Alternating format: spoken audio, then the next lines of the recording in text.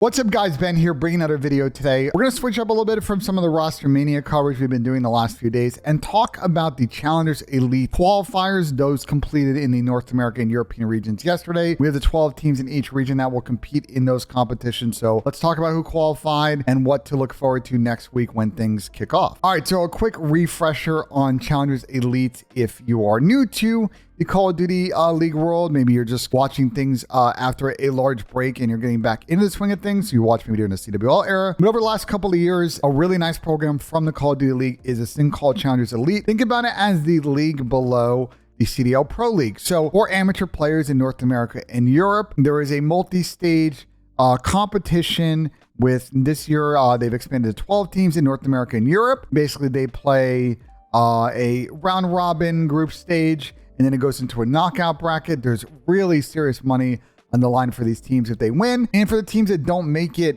in each region, there's promotion relegation. So your spot is not secure for the whole season in Challengers Elite. You can get relegated from the league. And likewise, if your team did not make it in, say, the stage 1 Challengers Elite, you can get promoted. And I'm being serious about the money, by the way. Like in NA and EU, as you see here, like the team in first gets 20K. So online competition, first place pays out, $5K per person is like extremely good for challengers. If you think about like back in the day, even for pro competitions at LANs, like people making way less than this. So this is a really good investment from the league, and in general is a fun competition to watch. And for these amateur players, it is a massive opportunity for matches that happen in the middle of the week, so they don't run up against CDL Pro League stuff, to showcase their talent and eventually make that path to pro jump and get on a CDL team. Also, recently, and I think especially now with this sort of Twitch era we're in, I think a lot of the CDL Pro players, myself, Zuma, all like to watch these matches on like Tuesdays and Wednesdays. So the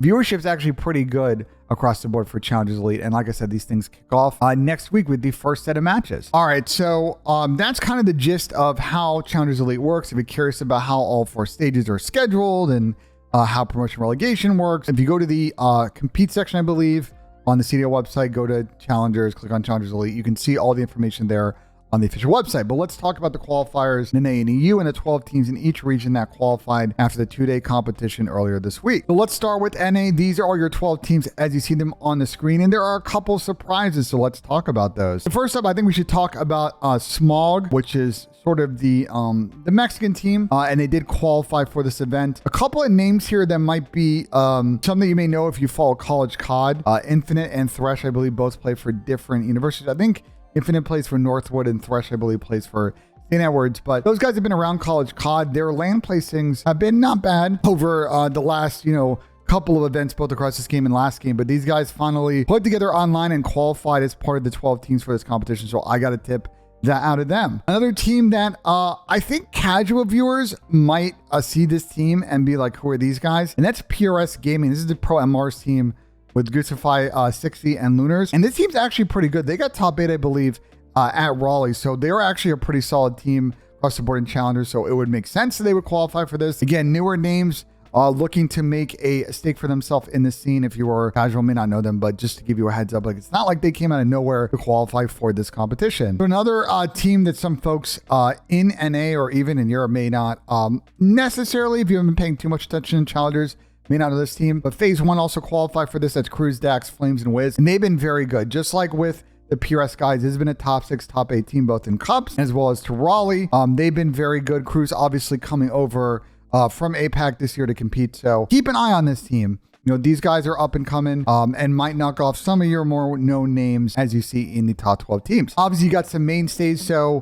a team with a bunch of veterans, Dylan Rex, Wardy, Classic, and Yeez. That team qualified for this competition. Obviously, Boston Academy made it. So that's Doug's team, along with Beans, Kremp, and Shawnee. I think in general on that team, Beans and Kremp are POVs definitely to watch, and 2 players that I am got my eye on to see how well they do here in the stage 1 of Challengers Elite. You've also got RVNG, and so that's Tom Growdy's team with Cap, Dave Patty, and Hixie. So names that are well known if you paid attention in the CDL world. Obviously, T-Fell Enterprises. This team actually formed, I think, literally like right before the event, because I believe Dan Gosi got dropped. Fellow was on a bunch of different teams, so this team came together late. But if you follow CDL, Fellow has been around for a long time. Turiel obviously played for Florida last year. Dangosi's been around, and Yuli's been around for a sec. I really like this team, one that can potentially, if they gel, make some noise this competition. Iron Blood guys have been playing pretty good this year. That's Pierce's team with Pentagram, Bink, and Pristini. I think Bink is disgusting, by the way. Last map, the map they actually qualified for in this competition, Bink got a crazy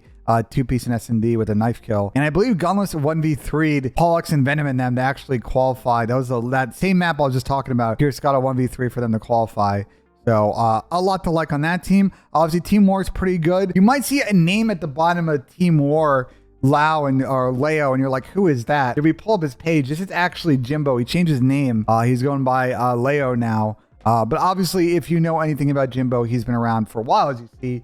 Been on a number of quality amateur teams. Been on the Atlanta FaZe Academy, for example. Obviously played in the CDL for a minute as well last season. So a team that's definitely got a lot of CDL talent. Actually, I think everybody in the roster has played for the CDL at some point. So interesting to note there. And of the Academy teams, Rocker Academy also qualified. This is, Minnesota's project team with the Real fame.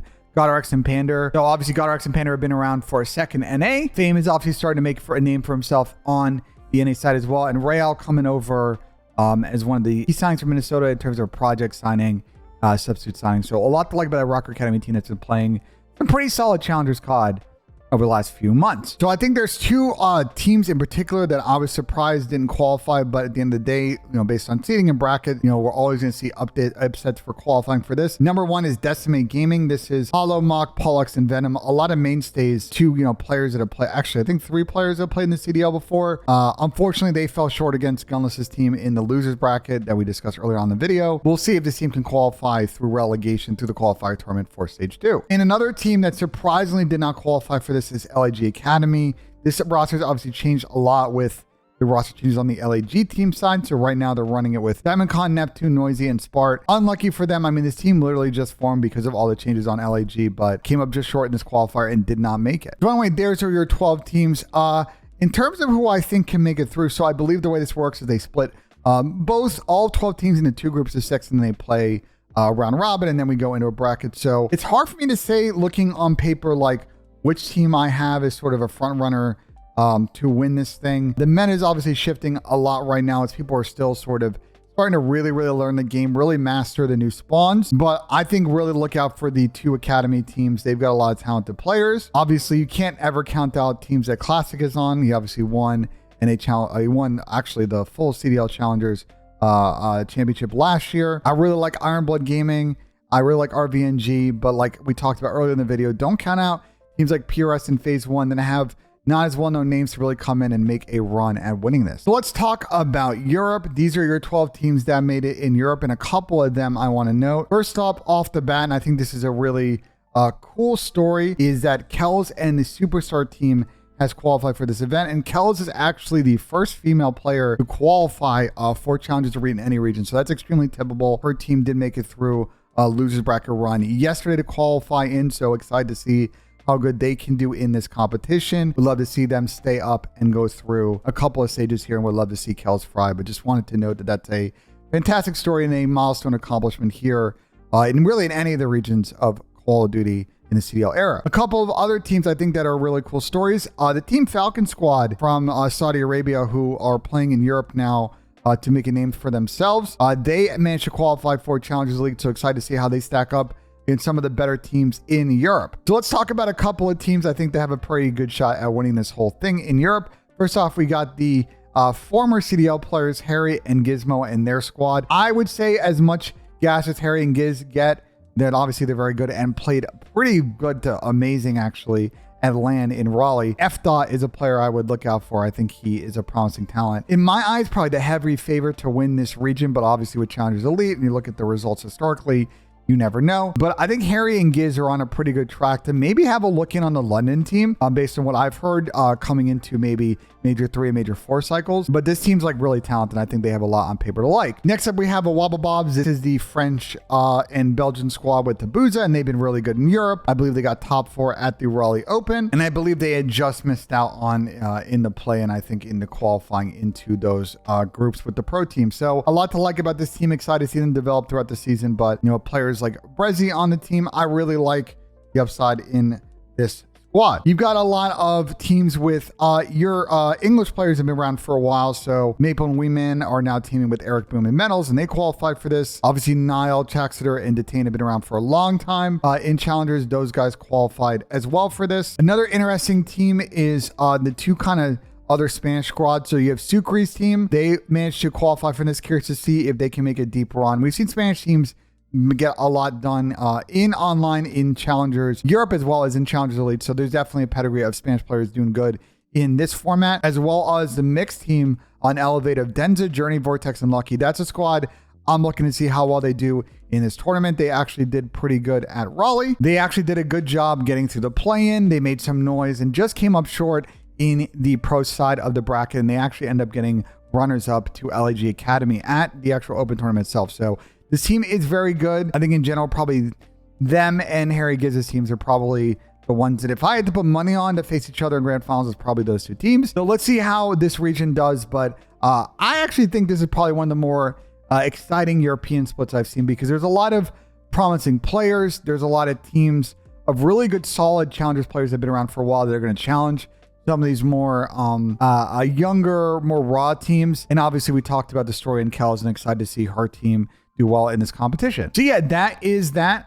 Challengers Elite kicks off next week, so stay tuned to my YouTube. We'll be giving some coverage after each week with sort of where things stand on that. I'll obviously be probably streaming and watching those matches throughout the coming weeks in all 4 stages of the competition. So you get 2 weeks of group stage, and then we get a week of playoffs. And that'll be before every major. So excited to see who is going to take home the crown in each region, especially for this first stage coming up during the Major 2 cycle. Let me know in the comments what you think. Do you think I missed any teams or players you think that are ones to watch coming into this competition next week? If you enjoyed the video, make sure you hit the like button, subscribe for more. And as always, guys, we will see you on the next one.